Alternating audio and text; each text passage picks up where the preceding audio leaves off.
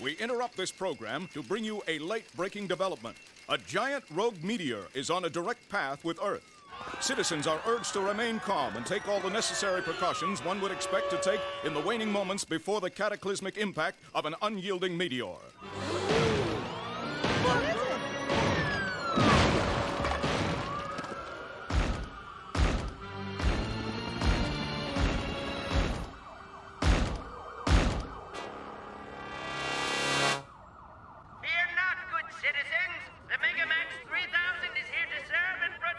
While causing millions in gratuitous property damage. And to think our guidance counselor wanted us to pursue a career in auto detailing.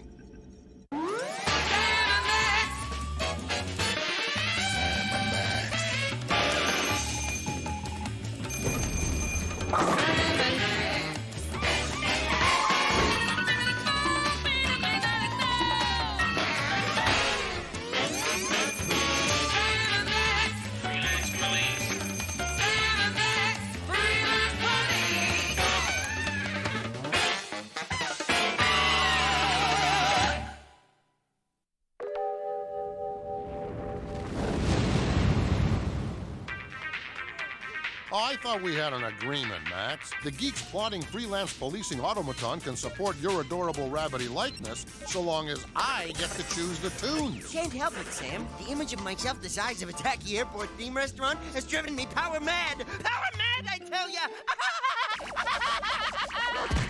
We've just received word that the meteor has penetrated our atmosphere. All I can say is, put your heads between your knees and kiss your asteroid goodbye, because nothing short of the second coming can save our miserable hides now.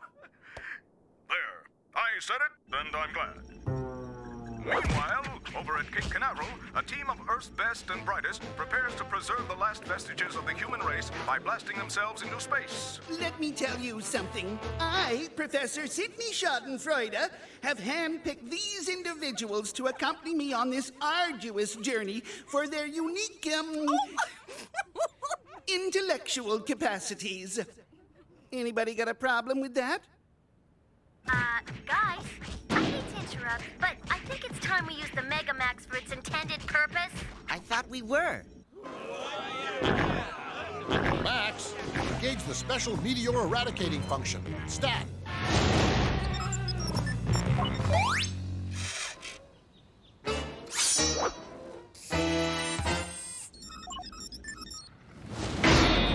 Well, it looks like he got all of that one, folks. It's going!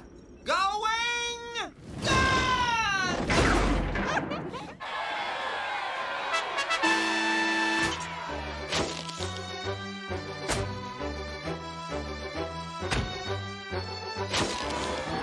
Darla Guggenheim, for your selfless contribution to man and womankind, it's my rare privilege to present you, and those other fellas, these big, shiny medals of honor. Well, what do you think of that, huh?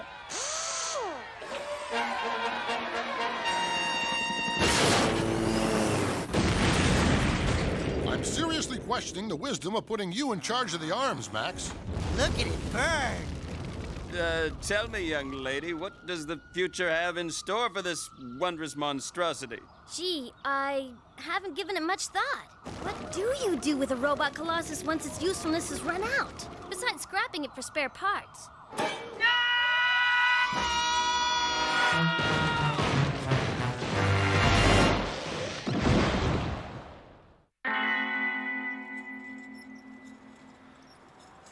Have you no feelings, woman? You can't just dismantle our baby like some long-forgotten science fair project. Well, we have to do something. We can't just let it rot in the street. But we need our ridiculously oversized souvenir of faded glory because it's so useful.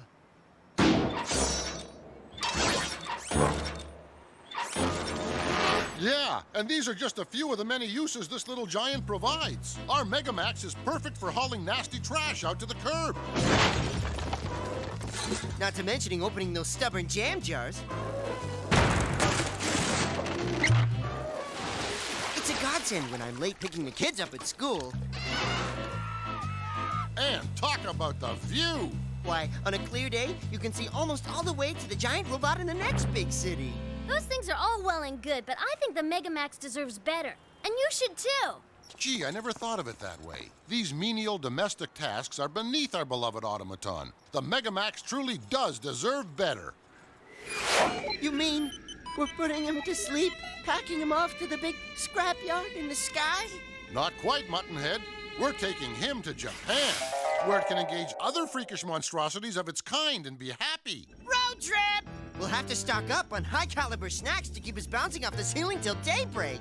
No time to stop, little pal. We'll have to make do with that gross of sugar-charged treats we have stashed inside the robot's cavernous nasal passages. But that'll hardly get us out of the harbor. Courage, Max. Courage.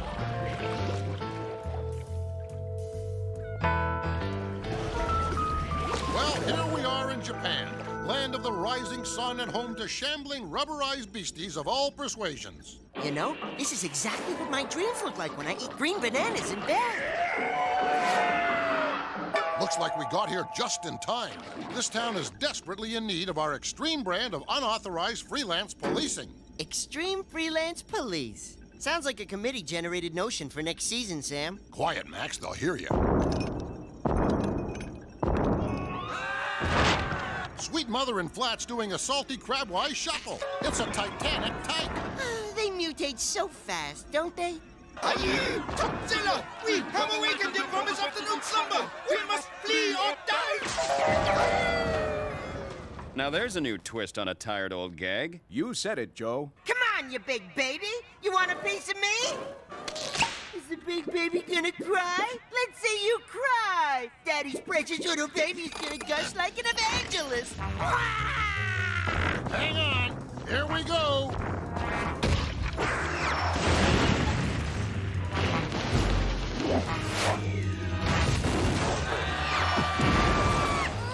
Hold the phone, Max.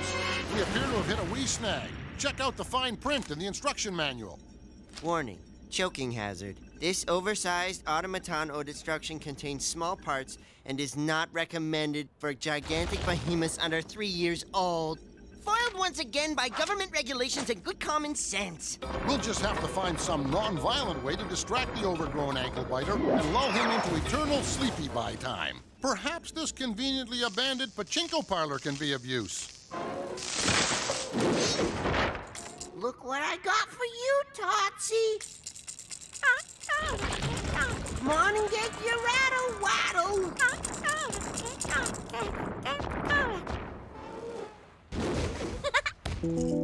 Rock-a-bye Tootsie or the treetops. When we trade blows, this robot will rock. When the ground shakes, this city will fall. Then down will drop Tootsie, diaper and all. You have a real way with these gargantuan rugrats, Max. Leaves me all warm and gassy inside. Thanks, Sam. But like all of your kind, you can purge that feeling with a mouthful of crabgrass. Oh, gee, that little shaver's a light sleeper. He must have a sore bum. I may be shooting off my dog lips here, Max, but I've got a nagging notion that Totzilla's economy-sized hissy fit is the result of parental neglect and a premature transition to solid foods. Then our mission is clear, Sam. Ooh, that's a big nipple. Let the baby have his bottle. My ability to read Japanese is sadly lacking, Max. Are you sure that was a milk tanker? You wanted milk? Well, I'll be. It's noted Nobel laureate Professor Schadenfreude and his harem of Mensa-level attendants. Yet another throwaway gag ties directly into the A story. It's almost Aristotelian in its beauty. That's right, Sam and Max. This was my sweet revenge for the mess you made out of my survival team mission. I had dreams and desires. Not for me, but for the future of all humanity. Dreams, huh? I'll bet you did. And now you foiled my dreams of vengeance. It's not fair for crying out loud in the mud. I'll get you for this. Easy, egghead. Don't get your pocket protector in a bunch. I think we may have inadvertently stumbled upon a solution that will rectify all of our problems.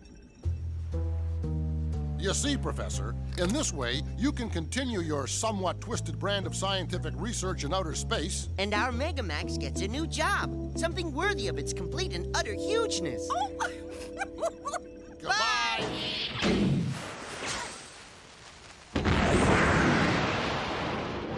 shedding a sentimental tear for a noble deed well done?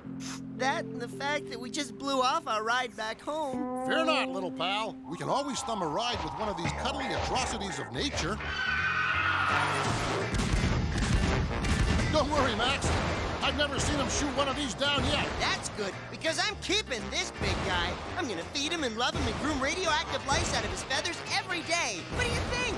I think you're one seriously warped little rascal, Max. Coming from you? That means a lot, Sam.